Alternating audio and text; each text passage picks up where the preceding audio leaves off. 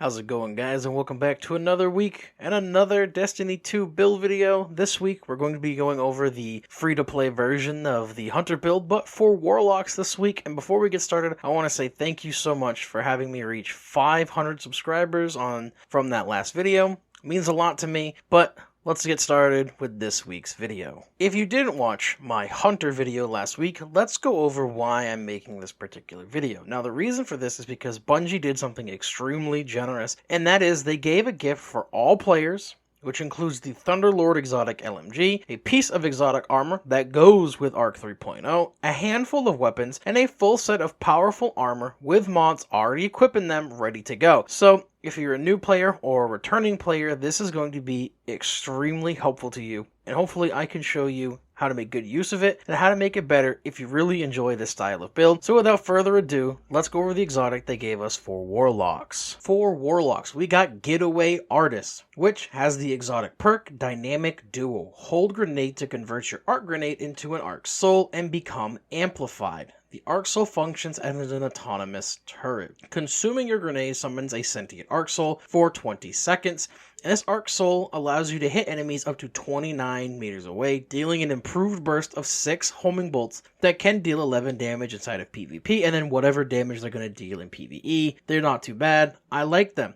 Standing in an Arc Soul Rift, which we have in this build, refreshes the duration of Sentient Arc Soul and converts all the Arc Souls you receive into these Sentient Arc Souls, as well as they have a chance to give you grenade energy back when they hit targets with their burst, so that is also really good into feeding into this particular build. With the exotic covered, let's go over what I ran for a class setup for this build. For melee, I ran the Ball Lightning melee because when amplified, it strikes an additional time, and we're going to be amplified constantly. And I ran Storm Grenades as they have a fairly short cooldown and can do a lot of damage when it comes to add clear when we just need to throw a regular grenade. The first aspect I ran was Electrostatic Mind. Defeating targets with arc abilities or defeating jolted or blinded targets creates an ionic trace. Collecting an ionic trace makes you amplified. Arc Soul kills count as arc abilities, so you can constantly generating ionic traces, and ionic traces give you ability energy back each time you collect one, and they also track to you, which is very, very nice. Arc Souls is our second aspect, which reads, cast your rift to create an Arc Soul that fires at targets in front of you. Allies can pass through your rift to get an Arc Soul. Your rift charges faster when allies are near, and while amplified, your Arc Souls are supercharged and gain an increased rate of fire.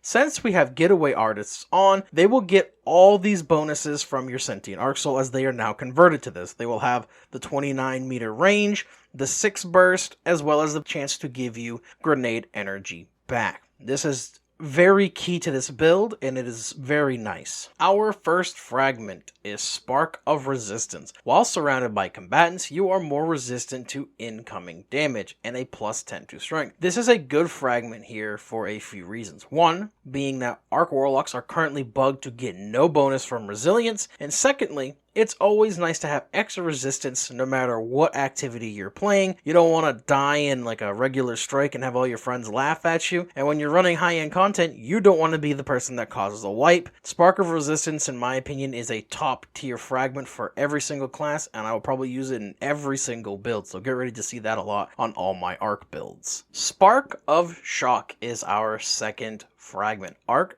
grenades jolt targets, and you get a minus 10 to discipline. Although this has a negative to our discipline stat, all the ionic traces that we'll be making and picking up will make it so you have grenades all the time, which will also allow you to loop the Sentient Arc Souls and grenades constantly. When I was testing this, I would always have an Arc Soul up and a grenade ready to throw, and then by the time I needed my Arc Soul again, I would have my grenade back to consume it and make another one, or even a rift to reset the timer. This is very good to have if you want to just keep looping your abilities. The next two fragments we're going to look at are really just there to help generate ionic traces to feed into your abilities. The first one is Spark of Ions. Defeating a jolted target creates an ionic trace, and this will make it so you're pretty much granted an ionic trace from pretty much anything you do on your Warlock, thus feeding back into your abilities. And finally, we have Spark of Discharge.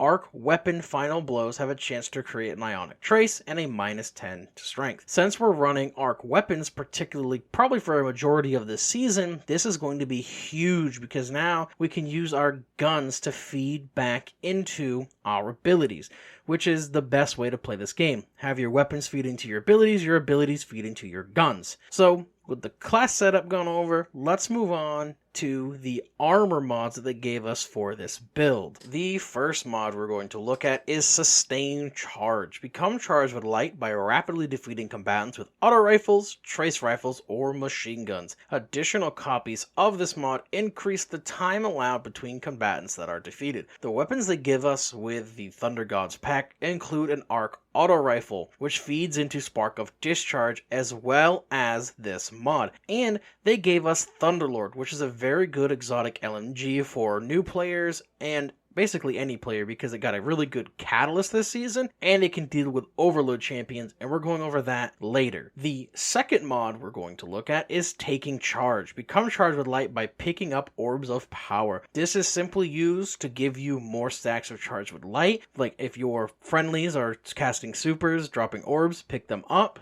This will allow you to become charged with light just by picking up those orbs. And to make it even easier, they also threw in stacks on stacks. Gain an extra stack of charged with light for every stack you gain with a -10 to recovery. Now, a -10 to recovery is a pretty big hit on a Warlock, but you're gonna find stuff that's better as you play, so don't mind too much to this. This is gonna make it so that every time you pick up an orb or you get a stack from Sustained Charge, you're going to get an additional stack, giving you 2 instead of 1.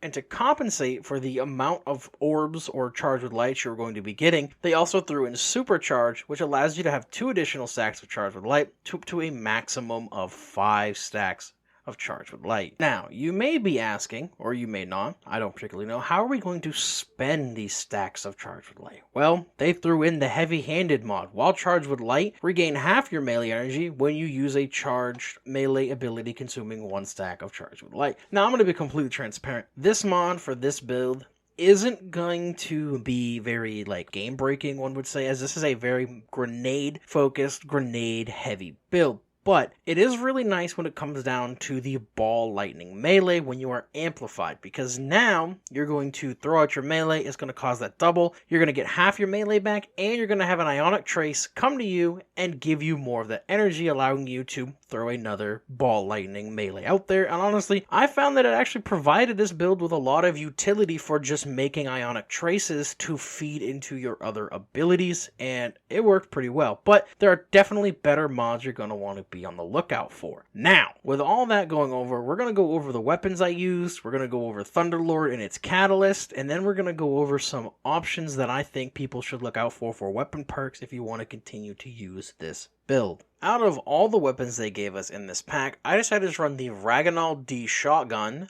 which also comes with Unstoppable Champion mod this season, as well as the Come to Pass auto rifle, which comes with anti-barrier, and it has adaptive munitions, which is really good for dealing with those barrier champions. I found these both to work very well with this build, only because I'm not a big fan of running double primary, so you can obviously use the other ones, but this was my opinion. This is what I used. I liked it a lot. The auto rifle is very good. It's arc. It feeds into making ionic traces. I also went with Thunderlord, which comes with the weapon perk Lightning Rounds. This weapon fires faster and more accurately the longer the trigger is held. Continuous damage generates a stunning lightning strike. It also comes with the intrinsic trait Rain Havoc. Final blows with this weapon generate stunning lightning strikes from above and is now strong against overload champions. The catalyst for this gun, I don't have it unlocked yet, and I honestly completely forgot I had a catalyst in the last video, so I don't have pictures to show you, but every time you get a hit with one of those stunning lightning strikes, it reloads your gun from reserves. So you could be laying into a boss, get a lightning strike, have it reload the gun. It's really, really strong. I honestly was like, Thunderlord's just going to be a whatever gun, but this catalyst makes it really fun to use, and it makes it a really good option for new or returning players that don't have a solid option for a DPS weapon in their heavy slot. As for perks you're going to want to look out for, Demolition Demolitionist is amazing, as it's going to give you grenade energy back per kill. Wellspring, on the same front, is going to feed all of your abilities when you get a kill. And then Adrenaline Junkie, getting kills with a grenade, gives you a boost to weapon damage. And a perk that I didn't even think about until I got it dropped for me on a weapon today is Golden Tricorn. Getting a weapon kill and then a grenade kill will give you a 50% weapon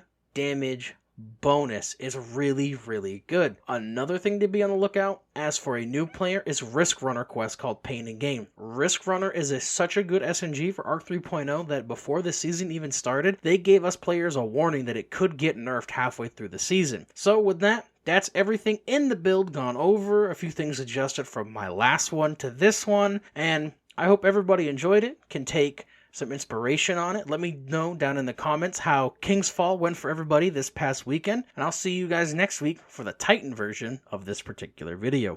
Hope you all have a good week.